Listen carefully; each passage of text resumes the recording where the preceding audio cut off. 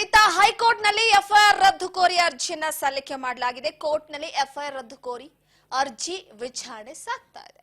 ಸರ್ಕಾರದ ಪರ ಎಸ್ಪಿಪಿ ಬೆಳ್ಳಿಯಪ್ಪ ವಾದವನ್ನ ಮಂಡನೆ ಮಾಡುತ್ತಿದ್ದಾರೆ.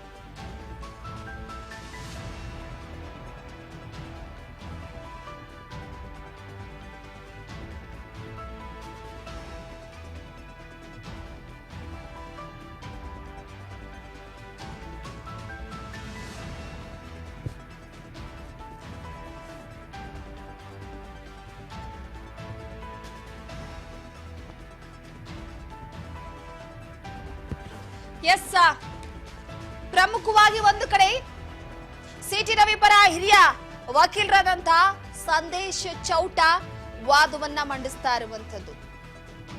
ಹೈಕೋರ್ಟ್ ನಲ್ಲೂ ಕೂಡ ಎಫ್ಐಆರ್ ರದ್ದು ಕೋರಿ ಒಂದು ಅರ್ಜಿ ವಿಚಾರಣೆ ಸಾಗ್ತಾ ಇದೆ. ಸಿಟಿ ರವಿ ಅವರನ್ನ ಜೈಲಿಗೆ ಕಳಿಸಲೇಬೇಕು ಅಂತ ಫಿಕ್ಸ್ ಆಗಿದ್ದಾರೆ ಎನ್ನುವಂತ ವಿಚಾರವಾಗಿ ಬಿಜೆಪಿ ನಾಯಕರು ವಾಗ್ದಾಳಿಯನ್ನ ನಡೆಸ್ತಾ ಇದ್ದಾರೆ.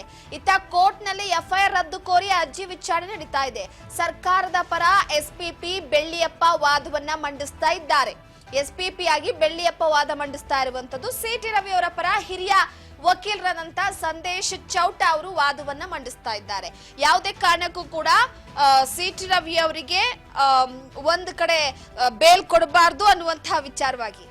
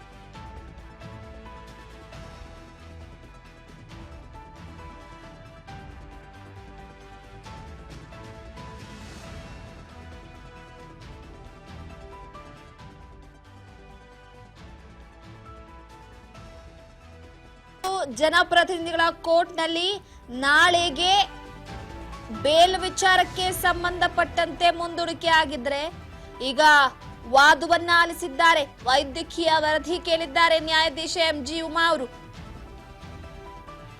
ವಾದ ಆಲಿಸಿ ವೈದ್ಯಕೀಯ ವರದಿಯನ್ನ ಕೇಳಿರುವಂತದ್ದು ಎಂಜಿ ಉಮಾ. ಯಾಕಂದ್ರೆ ಒಂದು ಕಡೆ ಸಿಟಿ ರವಿ ಅವರಿಗೆ ತಲೆಗೆ ಗಾಯ ಆಗಿದೆ. ಒಂದು ಸಿಟಿ ರವಿ ಅವರ ಪರ ವಕೀಲರು ಪೊಲೀಸರೇ ಅದನ್ನ ಮಾಡಿದ್ದಾರೆ ಅಂತ, ಇನ್ನೊಂದು ಕಡೆ ಬೆಂಬಲಿಗರಿಂದ ಹಲ್ಲೆ ಆಗಿದೆ ಅಂತ. ಸಿಟಿ ರವಿ ಅವರಿಗೆ ಈಗ ಸದ್ಯದ ಮಟ್ಟಿಗೆ ರೆಸ್ಟ್ ಬೇಕು ಅನ್ನುವಂತಹ ನಿಟ್ಟಿನಲ್ಲಿ ಬೇಲ್ ಬೇಕೇ ಬೇಕು. ಅವರಿಗೆ ಗಾಯವಾಗಿದೆ, ಅವರನ್ನ ಆಸ್ಪತ್ರೆಗೆ ಕಳುಹಿಸಬೇಕು. ಪೊಲೀಸ್ನವರು ಅವರ ಮೇಲೆ ದೌರ್ಜನ್ಯ ನಡೆಸಿದ್ದಾರೆ ಅಂತ ಕೋರ್ಟ್ ನಲ್ಲಿ ವಾದವನ್ನ ನಡೆಸಲಾಗ್ತಾ ಇದೆ. ಈಗ ಅವರ ತಲೆಗೆ ಗಾಯ ಆಗಿರುವಂತಹ ಹಿನ್ನೆಲೆಯಲ್ಲಿ ರಕ್ತ ಸೋರಿಕೆ ಕೂಡ ಉಂಟಾಗಿತ್ತು.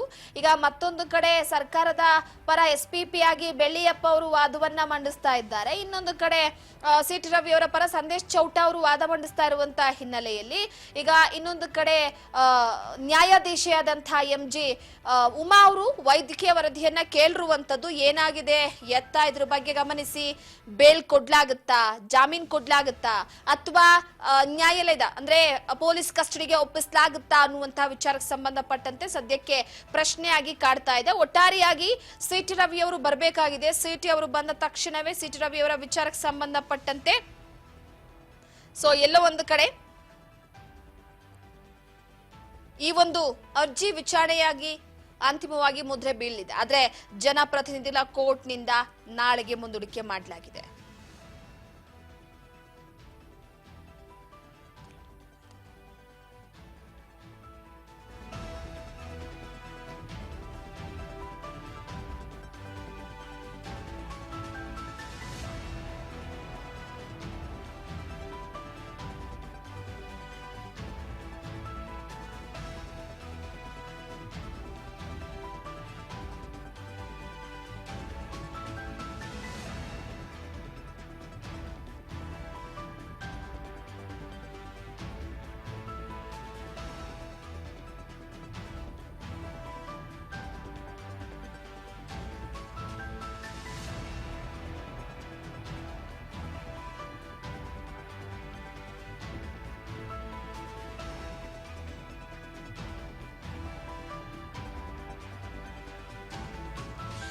ಒಟ್ಟಾರೆಯಾಗಿ ಅಶ್ಲೀಲ ಪದ ಬಳಕೆಯ ವಿಚಾರಕ್ಕೆ ಸಂಬಂಧಪಟ್ಟಂತೆ ಒಂದು ಕಡೆ ಸಿಟಿ ರವಿಯವರ ಕುತ್ತಿಗೆಗೆ ಬಂದಿದೆ. ಈಗ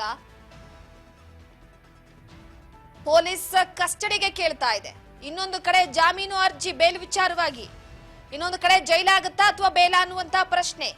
ಆದ್ರೆ ಇದರ ಮಧ್ಯೆ ನ್ಯಾಯಾಧೀಶೆ MG ಉಮಾ ಅವರು ವೈದ್ಯಕೀಯ ವರದಿಯನ್ನ ಕೇಳಿದ್ದಾರೆ.